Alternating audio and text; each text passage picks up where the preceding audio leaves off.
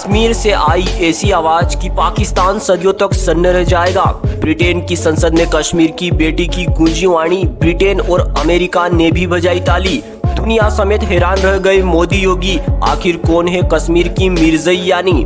दोस्तों, जैसे ही उसने ब्रिटेन की संसद में कहा मैं मलाला यूसुफजई कभी नहीं बनूंगी, तो पाकिस्तान में बैठे कट्टरपंथियों, वो बार बार कश्मीर का राग अलापने वाले लोगों की सारी हेकड़ी निकल गई। पाकिस्तान खुद के लोगों को तो दाना मुहैया नहीं करा पा रहा और भारतीयों को गेहूं बासमती की पायरेसी भी करा रहा है। पाकिस्तान खुद के लोगों को तो दाना अनाज नहीं उपलब्ध करा पा रहा है और तो और ये भारतीय वीट्स की पायरेसी करने में लगे हुए हैं।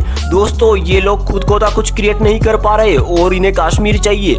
ना तो ये देश दुनिया के कर्ज से बाहर आता है, ना ही उनका बकाया चुका रहा है, बल्कि वर्ल्ड बैंकों से मिले राहत राशि को आतंकवादी गुर्गे बनाने में लग जाता है और उनको खुद पाक आर्मी ट्रेनिंग देती है ताकि वे आसानी से भारतीय सीमा में भेद कर अंदर घुस जाए। लेकिन दोस्तों, पाक अपने मंसूबों पर कभी भी कामयाब नहीं हो पाया है, क्योंकि जब भी पाक की इन नापाक हरकतों को भारत की आर्मी ने रिटेलिएशन किया है, तब तक पाक की रूह कांप गई है। चाहे 1971 वार हो, 1965 वार हो या 1999 की कारगिल वार हो, हर बार उसे मुंह की खानी पड़ी है। लेकिन फिर भी पाकिस्तान के लोगों का दिमाग अपनी जंगली मानसिकता वो भ्रम में उलझा ही रहता है। दोस्तों, सबसे पहले तो हम आपको बता देते हैं कि मलाला यूसुफजई कौन है, आखिर क्यों वो लगातार भारत के खिलाफ नफरत व झूठी खबरें फैलाती है, और आखिर भारत की बेटी मीर यानी ने ऐसा कौन सा बयान दिया है जिसने पूरी दुनिया में हड़कंप मचा दिया है। दरअसल दोस्तों, आतंकवाद के जन्मदाता और पनाह देने वाले पाकिस्तान को उसका ही दाव भारी पड़ता रहा है। आपने एक कहावत तो याद होगी,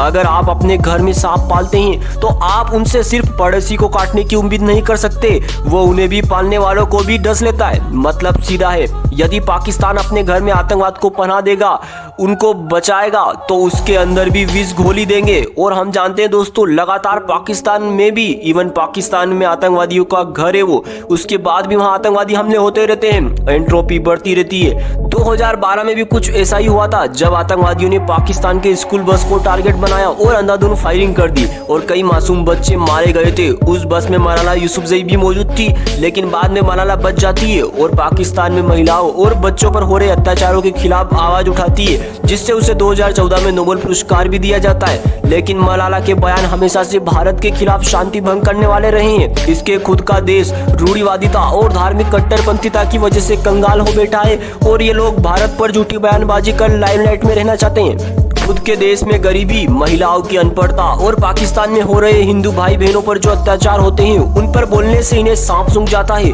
और देश विदेश में भिखारिस्तान के पीएम भारत के खिलाफ प्रोपेगेंडा करते हैं, जिसमें मलाला उनका बखूबी साथ देती है और संयुक्त राष्ट्र में भारत में कश्मीर के खिलाफ बयानबाजी करती रहती है। उनका तो यहाँ तक कहना है कि कश्मीर को पाकिस्तान को सौंप देना चाहिए, जबकि ये बयान ही पागलपन वाला है।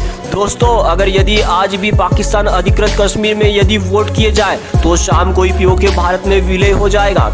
दोस्तों, इन्हीं के जवाब में कश्मीरी महिला पत्रकार मीर यानी ने ब्रिटेन की संसद में पाकिस्तान को जमकर लताड़ लगाई है। उनका साफ साफ कहना है कि वह पाकिस्तानी एक्टिविस्ट मलाला यूसुफजई नहीं बनेगी, इसलिए उनकी तुलना मलाला से नहीं की जाए, जो लगातार भारत के खिलाफ जहर उगलती रहती है। और याना मीर ने कहा वह अपने देश भारत में पूरी तरह सुरक्षित है। कश्मीर हमेशा से ही भारत का अभिन्न अंग रहा है और आगे भी रहेगा।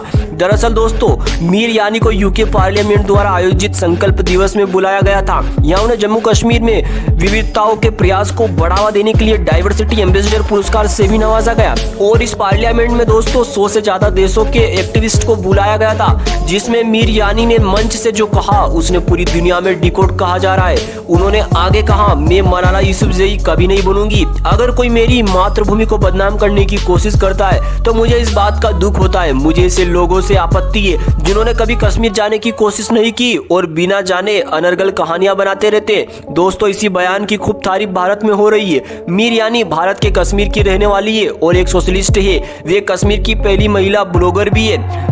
और दोस्तों, हम जानते भी है पाकिस्तान में हिंदुओं की संख्या लगातार गिरती जा रही है। या तो उनसे जबरदस्ती धर्म बदलवाया जाता है या फिर उनको मार दिया जाता है। यदि आप देखिए, आजादी के समय से हिंदू 14% थे पाकिस्तान में, लेकिन अब 1% भी गिने चुने नहीं बचे होंगे पाकिस्तान में। लेकिन दोस्तों, हम एक इस्लामिक देश पाकिस्तान से और क्या उम्मीद कर सकते हैं। दोस्तों, आप अपनी राय कमेंट सेक्शन में जरूर दें कि पाकिस्तान को किस तरीके से आगे ट्रीट किया जाए।